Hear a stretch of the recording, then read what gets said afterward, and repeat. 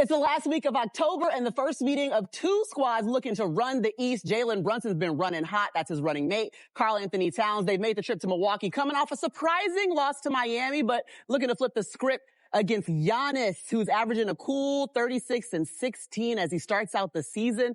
The Deer District, it's ready to rock and roll as we make Milwaukee our first stop on NBA Coast to Coast. Miles Turner, his first season with the Bucks, scored a season-high 13 points, also had 6 boards and 2 blocks, and a loss against Cleveland, still getting comfortable with Milwaukee as they welcome in the Knicks, both of these squads coming off of a loss. And that's just the beginning of our coast-to-coast doubleheader. We got some veterans in the game. James Harden taking on Steph Curry as the Clippers venture over to San Francisco in the Chase Center to take on the Warriors. We're looking forward to getting you set for both of these matchups as we get ready for NBA Showtime. Yeah, the basket's safe over there. We keep the Hall of Famers over here with no basketball so we can just talk shop. Maria Taylor alongside Tracy McGrady, Vince Carter, and Carmelo Anthony. Yes. And he knows a lot about what it's like to be a Knick and also what it's like to push them into a playoff. He did that in 2013, but if you take a look at New York, just one playoff series win from 2000 to 2022. Now, they have 4 series wins over the last 3 seasons, but that's since Jalen Brunson has joined the Knicks, which is exactly what Zora Stevenson did. Joined Jalen Brunson this morning at Shoot Around. Take a listen. Only 3 games in, there's a lot of talk about pace and use of the bench. What have you noticed about the way you all are playing to start? Yeah, we're getting a lot of good looks. It's really early in the season. Obviously, last game we didn't convert on open looks, but the ball's moving, we're making plays, everyone's getting the paint, and the shots will fall for us, but we got to continue to trust the process. When shots aren't falling, what are some non-negotiables under Coach Brown? I mean, we can't let our offense dictate our defense. And so defensively, no matter what, we got to sprint back. We got to load the ball, we got to talk, we got to communicate, we got to finish possessions. And so I think the biggest thing is not letting missed shots dictate our defense. Tonight, the assignment includes Giannis and the Bucks. Any superstar, it's always by committee, but what have you found is the best way to limit his impact? There's a lot you can say, but I think for the most part, no, we got to play collectively. It's not, you can't just put one guy on us and say, hey, stop him. No, we have to play as a unit, and the way he's been playing for the last decade has been dominant. So we just got to figure out how we got to defend him as a team. Thanks for the time. Appreciate you guys. Thank you. Appreciate Jalen Brunson stopping by and spending some time with Zora. I want to start with you, Melo, because you've seen the Knicks live. We saw you, sitting courtside and taking it all in. But this is a team with a different philosophy under Mike Brown. So I'm curious of what you've seen so far to start the season from the Knicks that looks a little different. Yeah, for me, it's about, with the Knicks, is consistency. Like, how consistent can we be throughout this course of the season? We know they're a deep team. We know Jalen Brunson runs the show. We know supposedly this is a new system that we're looking at. So the shots that they're missing right now, those threes, those are happening. They would make those. I think just being consistent throughout the season, continue to taking those shots. Jalen Brunson is off the ball. Now you have other guys who's able to work in the pick and roll. Mikal Bridges, OG, Clarkson coming off the bench, who also gets, Jalen Brunson a chance to just breathe a little bit. Mm-hmm. He's still going to get his 32. He's still going to get his 12 assists. Like, he's still going to do what he do on that third side of the offense. But I think the Knicks, their toughness is what's going to get them over the top. Mm-hmm. Jalen Brunson coming off of 37 points. He had 7 assists and 5 boards against Miami. But he's going to be a ball-dominant player. Mm-hmm. I mean, what does he do best in this offense when it's working well? So what my concern is coming into with Mike Brown is changing the offense, right? Brunson is used to having the ball in his hands. Where we're going to see some clips right here where they're taking the defense off of him, taking the bodies off of him, confusing them to where he could get open spots. So him having the ball, you're going to have 10 eyes on you. This is taking those eyes and making it less. And sometimes the defense gets lost, putting their eyes on the ball to free him up to get into those open space. You see, that's a paint touch right there. And on this next one, his defender is just going to pass him off, hoping that his teammate will pick him up coming through the lane, which he doesn't. And a result of an uncontested 3-point shot. So I love this offense. I had some concerns, but I love the offense of how they're changing it to get him off the ball and put him in different spaces to operate. And then the question for him and the team, more so for Jalen, is when things aren't going well, it kind of goes to your point. Do you remain patient, Or do you get that itch to where you need to go back and get the ball in your hands again, and I need to have it, and that's how I operate because that's how I feel comfortable. And it's a process. You know, when you're changing your form or when you're changing plays or you're changing the style of play, you have to remain patient. So, yes, some success early, but when you hit a little bump, hit some bumps in the road, can you remain patient and stick to the script? Because I think he'll still get that 30 points, like you said, this way as well, because now he doesn't have to work so hard in the first half or 3 quarters trying to get the 30, and then fourth quarter, the world is his oyster. I'm really surprised that he's actually has picked it up and coming out, you know, playing extremely well in his offense. I remember 2004 when I went from being the leading scorer in the NBA and then happened to play with a big man, kind of shifted my game a little bit. I was kind of rusty being in that new system under Jeff Van Gundy and Yao Ming. So it's really a good sign that he's picked this up 3 games in, and I'm looking for big things from him. Yeah, I want to shift it over to Giannis a little bit. And you guys kind of mentioned it with Jalen Brunson, like who's going to be that second guy. When we think about Giannis, every single season he's going to come in and just like implementing his will on whoever they play. The question we have for these Bucks, 1, what's the identity? But 2, who's going to be the second option for them, Vince? And do they have it on the court right now? Why y'all looking at me, man? No, I mean, we talked about it earlier. I think Kyle Kuzma is a guy who's been around, who has the most experience. The second option? Kyle Kuzma? Can I finish? No, but I'm saying. Kevin Porter's out tonight, he's saying. Kevin Porter's out. So Kyle Kuzma is just your guy to step up to be the second option? He has to step up. He's saying I think he needs to step up. Okay. And she asked me the question. I was just making sure. I'm making sure our NBC. Honestly, Melo, we can let the cousins take it. I'm chilling over here. I was making sure it was clear that we all heard what you said. That's all. I was going somewhere Proceed. with this. May I finish? Yes. Okay. So what I'm saying, he's a guy that this is an opportunity for him to be that second guy. With Porter out, America, I think he has an opportunity because he's played a lot of basketball. Yes, we have some young guys, and I know you like Ryan Rollins, and there's a lot of guys with opportunity, but Kyle Kuzma is a guy who has been here and this is an opportunity for him to grasp and be that second guy. And he's been here before. Yeah, I don't talk. Yeah, go ahead, man. It's on Mac. No. I'm talking to you, man. Hey, no, I mean, listen, we expect Kyle Kuzma to step up, having experience, being a champion as well, but I want to look at some of the young players, right? I like the kid Ryan Rollins, and I'm not saying him being the second, option for this team, but I love him running that point guard position where they're kind of unstable and trying to, mixing and matching, trying to figure things out. So I like him at that position. Can I ask you guys a question who've been number 1 options? Do you guys know in your mind in practice who should be the number 2? And how do you lead or bring that out of that player? Or maybe who you want to be. You know who you believe in. You know who you're comfortable with. You know who you want to be in that bunker with you when you need it. Right. And so that's something that's you have to work towards that. I mean, a lot of times you coming in, you know who's the number Giannis 2 guy. Yeah, Giannis know who's the number 2 guy. But I think now he's putting the onus on Kevin Porter Jr. To be that number 2 guy. And I think Doc Rivers is putting that onus on Kevin Porter Jr. to be that number 2 guy.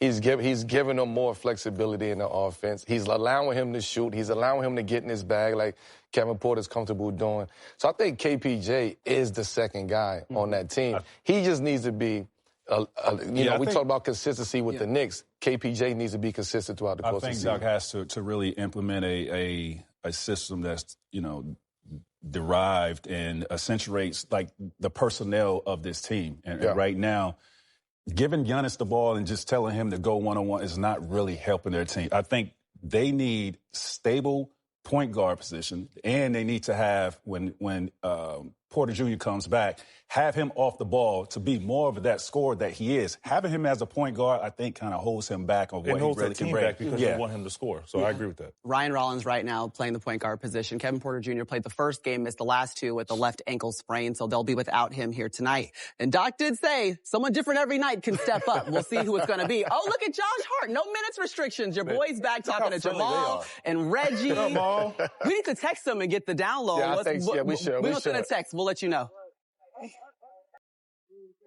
Giannis has set the standard in Milwaukee. The Bucks' all-time leader in games, points, blocks, rebounds, and assists, and getting set to take on the Knicks here tonight.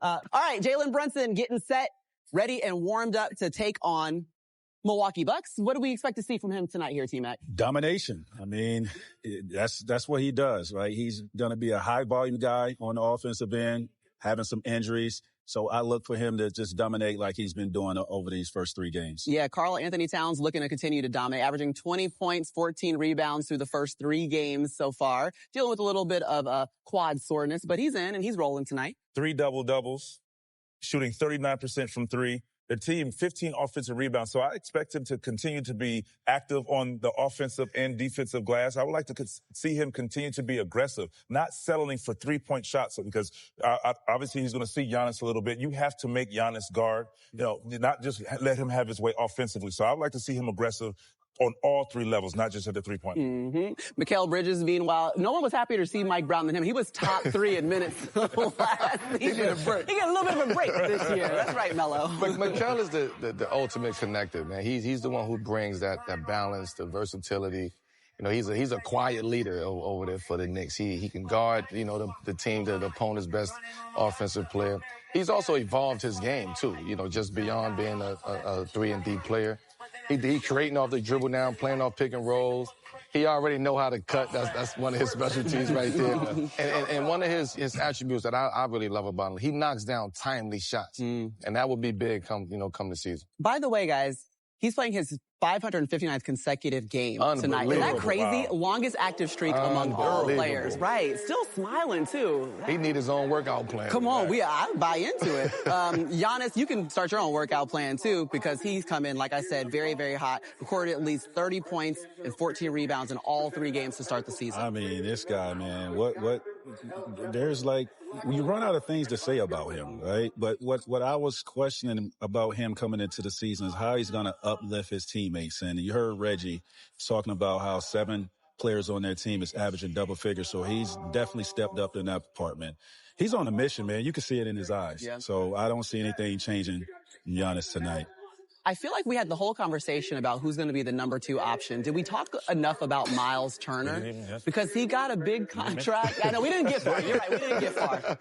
Do we need another crack at it? Can he be number 2? No, I think he could be. Mm-hmm. I think his spacing, his rim protection, he's the anchor of that Milwaukee Bucks defense. So he fits right. It's like a perfect fit next to Giannis over there on that team. So he defends the spaces. He can shoot the tray, and he's steady, right? And I can see him being the number 2 option because he's going to bring, some steadiness every single night. And his impact a lot of times shows more than on the stats. Sure. He makes winning plays and he makes winning possessions. So I'm a fan of Miles Turner. Mm-hmm. Well, he got a $108 million contract with Milwaukee. That's a 4-year deal. And remember, they shipped off a lot of their veteran leadership, but he brings back in 11 seasons with him. Come on, bring it back. Come on.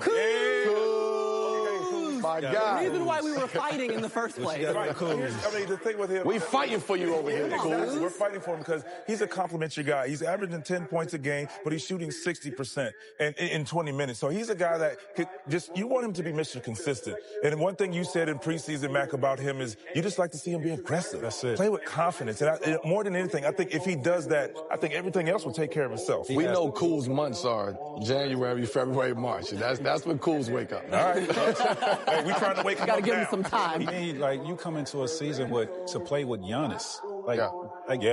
When you look at this guy, he's the best player in the Eastern Conference. Yes. Right? So you have to come in with a mindset and that you want to do everything in your will to make sure you don't let him down, right? Right. Him down. Let me ask you a question, though. How long does it take you to adjust to playing with a guy like Giannis? I mean, you're coming from the Wizards. That didn't exist. He should be adjusted by now. How long? Yeah, he should be adjusted. When you're not the main guy, when you can provide energy, right? And that's rebounding, doing the intangibles. We're not asking you to go out there and score 20 points. We're just saying rebound, play defense, solid defense, right? Be a great team player. Do the other things that contribute to winning. He does shoot 40. He's shooting 40%. I think that's what's going to help Giannis. I think we want to see Kuz successful. We want to see him playing basketball. We want the way that we know he can play. We want to see his confidence, be shown out there on the court. And we haven't seen that, over the past couple of years. But I do think we would see a better Kuz this season. Okay, and maybe we'll see it here tonight. Again, we've got the Knicks, we've got the Bucks, both of these teams coming off of a loss, but both of these teams we expect to be running the East in one way or another. It'll be fun to see an early matchup between these two squads. Meanwhile, the guys who set the standard on a game broadcast, they're on the game. Hey, guys, yeah, you guys, you heard that, Mike, right? You heard my compliment. That's pressure. You're welcome. Maria's on like the third consecutive day of work, so she's delirious now, by the way. We love hearing you guys talking about the game. We want to add to the conversation here and pick up the Knicks conversation that everyone was having. It's a little bit of an adjustment, right? As Mike Brown comes in, it's a new time, new system. So this is not a time to make big, broad pronouncements, but there are expectations. And it is New York, a place you played. What are you seeing through week one with the Knicks? Expectations are higher in New York, obviously coming off of conference finals. A coaching change. But there's one rock of stability, and that's their clutch player in Jalen Brunson. He brings everything to the table. I love how he's getting off of the ball, but still having such an effect, averaging over 30 points, almost 6 assists. He will be that stability for them every single night. And fun to watch the evolution of that as the early parts of the season go on. Same too, Rich, from Milwaukee, a guy you know from Indiana very well has been added to this roster. So it gives another big out there with Giannis and obviously the opportunity to do some different things. But we saw the numbers when this segment started. The conversation in Milwaukee begins and ends with one of one, really, in Giannis Antetokounmpo. And, you know, we could talk about the Eastern Conference Player of the Week. Congratulations to Giannis, 36, 16, 7 assists. And as gaudy as those numbers are, what I love about his game is his unselfishness. You got 7 Bucks players scoring in double figures to start the week out, which tells me, number one, I can always get my own. But if I want to get to the top of the top 4 in the Eastern Conference, I've got to get these other guys involved, and he's a willing passer. There was certainly a lot of conversation in the offseason about Giannis, the Knicks, all of that. Doc Rivers put all of that to rest, and it was a conversation here, and Giannis is very happy right now and in a good flow with this team. So we're looking forward to a fun one here tonight with the Knicks and the Bucks as we send it back to you in the studio. Guys, we just want the same mugs that you want. Aren't they cute? Please. Mugs are fabulous. Old new school. We got a desk. We got a desk. We have no mugs, so if you we'll can do get that y'all a for us, little it'd be tumbler or great. something. We'll see what we can do. It's all love. It's all love. See what we can do. Oh, Lord. We don't want to know. Now, back on September 3rd, the NBA announced it was opening an investigation into allegations that the Clippers and Kawhi Leonard circumvented the salary cap through a no-show endorsement deal. Leonard and the Clippers owner, Steve Ballmer, have both denied wrongdoing, and last week, NBA Commissioner Adam Silver said he expects the investigation will take some time to complete. Meanwhile, that's our nightcap coming up. You're going to see the Clippers. They are the oldest roster in the NBA. And guess what? The Warriors are the second oldest. So we going to keep the veterans up a little late. We're going to see if they can stay up past 10 p.m. We're going to see if T-Mac can stay up. What is in your cup? What's in your cup? Y'all got to check on Mac. Nothing's in your cup? Okay, good. What's in your glass? He brought it up. Let's talk about these Warriors. And it's been on a little bit of a tear, but you talk about their offense, T-Mac, glowingly. Even with the veteran leadership, you can see them kind of like mold in some young pieces. How do you see it gelling to start out this season? Well, new pieces. Jimmy Butler, Kuminga is out there getting a lot more opportunities now, but it's just a well-oiled machine, right? Mm-hmm. Circle around the greatest shooter that we ever seen, Steph Curry. But to attack them, what the Clippers are going to have to do tonight is utilize their size, right? And that's Zubac. That's the pick and roll, getting Al Horford off of Zubac to get another guy to rotate on him, put him in the paint, and just dominate in the interior tonight and take advantage of their size, lack of size. Offensively, Golden State just got to do what they do, right? I mean, you're playing a team that's old, right? If you look how they played in Utah, they were moving like they're in mud. And to play a team like Golden State tonight, right, with all the movement, you got to be locked in and just capitalize on the mistakes that they possibly could make on the defense. Well, that's the beautiful thing about having a veteran team or bringing in veterans is when you're trying to implement an offense or a philosophy. These guys have been around, so they've heard it before. And then you put young guys. That's kind of like what we walked into. I guess you too. You old too, so you've been around. Everybody else. Right, for no reason, Melo catching strays. We're older guys. Is what I'm saying. Like when you walked in, experience. Well said. But when we walked in the locker room, it was more so. a few young guys and veterans. So you had guys who understood that can bring you along. When I walked in the locker room, I was one of 2, maybe 3 young guys, and everybody else were veterans of 7, 8 years. But I was the young guy with this guy. But everybody was able to bring me along to understand how to play the game or what coaches talk about or the philosophy is how to go about it. So that's why I think where Golden State, like you said, a well-oiled machine can continue to just reload and plug and play because they get guys who understand how to play the game. I'm not mad at the experience. Like, they could be old. I think for me it's about their age versus their experience. When it comes to the Clippers, they're going to be there. They know how to play. They know how to get it done. They let Kawhi is back. He's healthy. He's going to lead them. He's focused. He's here. Yeah. Right? He's available. and as long as Kawhi is available, the LA Clippers have an opportunity to do something special. James will find his flow. It always takes, James a couple games to kind of get himself going, find that flow. But those additions of what Bradley Beal brings to that, John Collins over there, bringing them that energy. Zubac is going to be Zubac. And I really like the Clippers, man, this season. Now, how far they can go, we'll see that. Yeah, Brad Beal, he is out tonight with some back soreness. And remember Kawhi, he missed the first 34 games last season. The biggest question, I feel like, for the Clippers is just health when you're dealing with that type of age. And availability. Welcome back to NBA Showtime. Last week, we heard the first of Michael Jordan's insights of excellence from his conversation with Mike Tirico. Stick around after tonight's game to hear MJ's thoughts on the topic of load management and why he always tried to play all 82 games. You are not going to want to miss it.